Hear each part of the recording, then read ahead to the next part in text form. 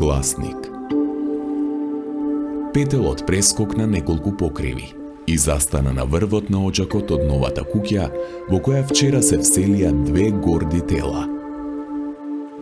Ги закачи канџите, ги накостреши пердувите, го истегна грлото и го испушти гласно својот прекорен крик, кој го распара небото и го подели на две. Од едната страна на небото, тој го збрчка челото и ја наведна главата. Од другата страна на небото, таа го заврти грбот и си ја покри раната. Чека да престане кукурикањето, врескањето, за да се врати секој во својот дел од креветот, кој беше преполовен пред Петелот да ја најави зората.